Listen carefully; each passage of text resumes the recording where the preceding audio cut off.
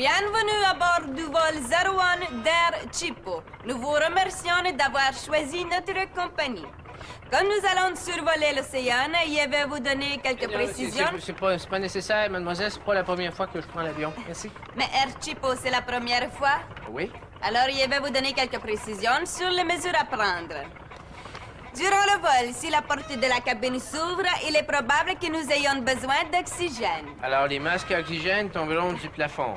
Non, sur Air Chipo, il n'y a pas de masque à oxygène. Nous les avons fait fondre pour faire des pneus. Alors, si la porte de la cabine s'ouvre, nous vous recommandons de prendre une grande respiration et de retenir votre souffle jusqu'à ce qu'on descende à une altitude où l'air est plus respirable. Au moment du décollage, nous vous recommandons de bien D'éteindre nos cigarettes puis d'attacher notre ceinture?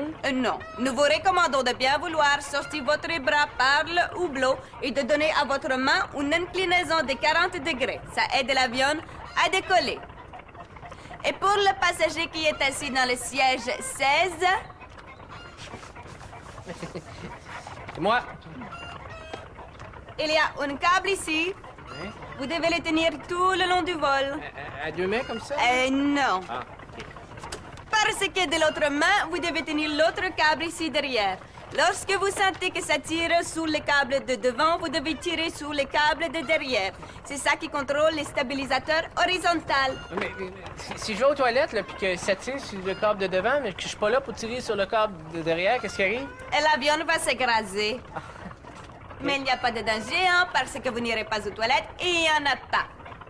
Une chance, hein? Si nous traversons une zone de turbulence, le casque de construction sous votre banc vous protégera contre les morceaux de tôle qui pourraient se décrocher du plafond. C'est drôle, hein, le mien, on dirait qu'il a déjà servi une fois. Mais tous les objets sur Air Chip ont déjà servi au moins une fois. Sauf les sandwichs. Même les sandwichs. Ici, nous demandons le commandant pour toutes les personnels de bord ce soir donc parce qu'il a décollé le tour puis suffit de protéger Le commandant m'informe que nous serons prêts à décoller dans 5 minutes si un passager voudrait bien lui donner un billet de 10 $. Quoi? Et c'est pour mettre de l'essence. 10 $ d'essence, me semble que c'est pas beaucoup, hein? C'est juste assez pour décoller. Oui, mais une fois qu'on a décollé, qu'est-ce qui arrive? Et après le décollage, nous vous invitons à bien vouloir pédaler jusqu'à l'atterrissage. Pédaler jusqu'à Mexico, ça n'a pas d'allure, ça? Vous pouvez changer de destination si vous voulez. À Burlington, c'est beaucoup moins loin que Mexico. Ouais, bonne idée, ça. Burlington, parfait. Burlington, s'il vous plaît. Malheureusement, il y a un léger supplément. Ah oui? Combien? 10 $. Ah, c'est pour revenir, je suppose, hein, c'est ça? Vous avez tout compris, mon cher monsieur. Mais maintenant, arrêtez de parler, commencez à pédaler, nous allons décoller.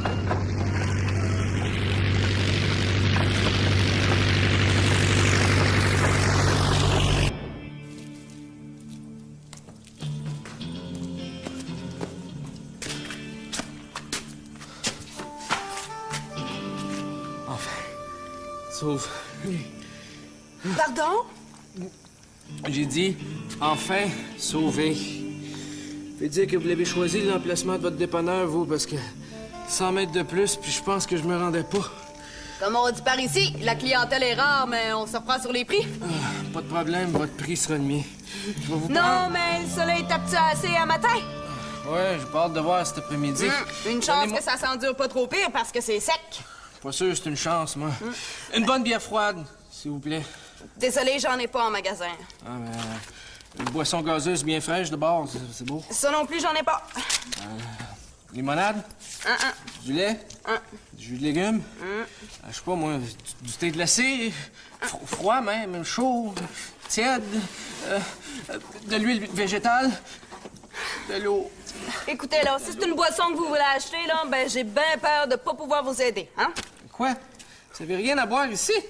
Oh, j'ai du jus de fruits Bon, c'est correct, ça. en sachet. Qu'est-ce que vous vendez, d'abord? Ah! Moi, je vends des chips, des biscuits soda, du bacon et des blocs de sel pour les chameaux. C'est mon voyage. Vous ouvrez un dépanneur en plein désert puis vous vendez juste des affaires qui donnent soif, puis vous osez appeler ça l'oasis fraîcheur. Oui, mais il faut non puncher pour attirer le client. Vous comprenez qu'il faut que je me démarque de la concurrence? Toutes les autres dépanneurs des environs vendent de quoi boire. Les autres dépanneurs? Hein? Où ça les autres Oh, dépanneurs? il y en a un à 728 km par là-bas, il y en a un à 1432 km par là-bas, puis il y en a un à 622 km par là-bas. Pas mal plus proche. Mais à votre place, j'y ferais pas confiance. Son lait, il est souvent périmé. Pas vrai! C'est pas vrai! Hey! C'est un verre d'eau, ça? C'est un verre d'eau, ça? Non, ça, c'est un mirage. Ah, c'est pas un mirage, je vous ai vu. Vous venez juste de le cacher, là, le verre d'eau, là. Le verre d'eau. C'est fréquent, ça, c'est le soleil qui tape. Niaisez-moi pas. Faut que je boive, OK? Puis votre prix sera le mien. Je vais vous le payer. Écoutez, c'est vrai, j'ai de l'eau, mais je peux pas vous en vendre, là. J'ai pas de permis pour ça, moi.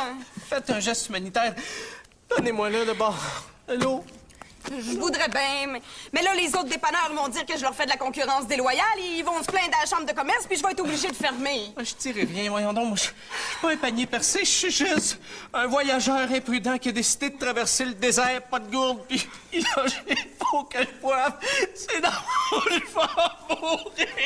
Mais là, pleurez pas, vous gaspillez toute votre eau, là. Bon, je vous le donne, mon verre.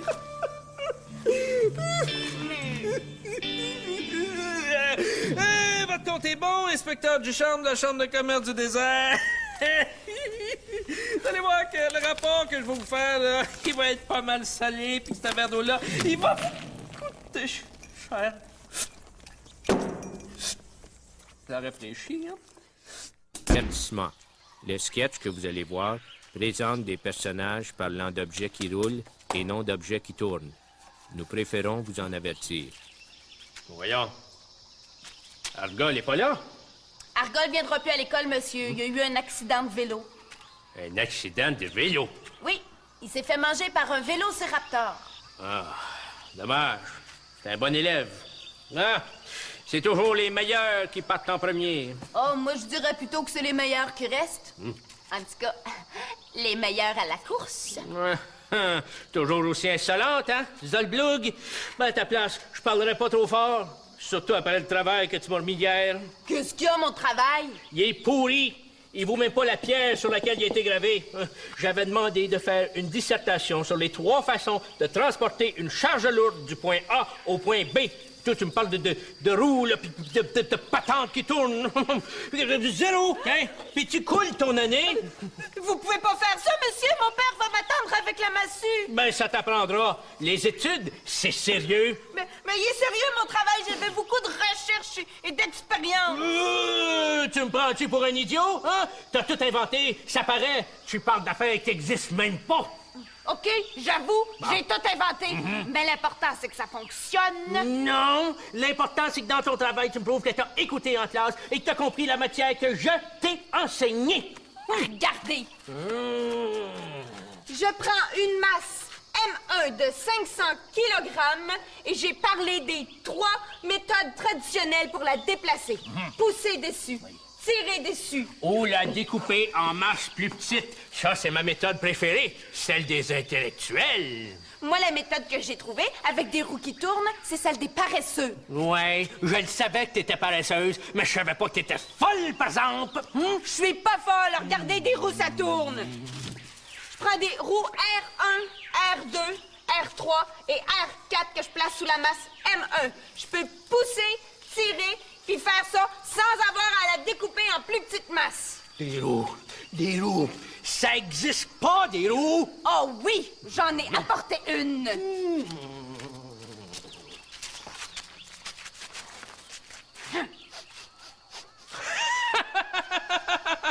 Pauvre petite fille, c'est pas une roue, ça, c'est un bout de bois rond, là. Et du bois, là, ça sert uniquement, j'ai bien dit, uniquement à faire du feu. Oh, mais ça roule aussi, regardez.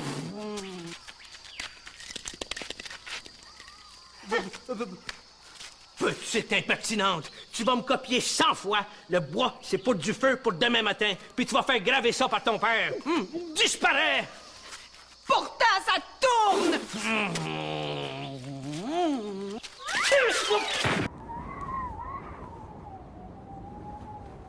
vent, vive le vent, vive le vent d'hiver!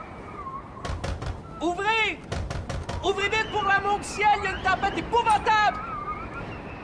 Une tempête épouvantable? Une chance que t'es pas venu ici pendant l'été, c'est la saison des tornades! Justement, ça c'est au moins un ouragan!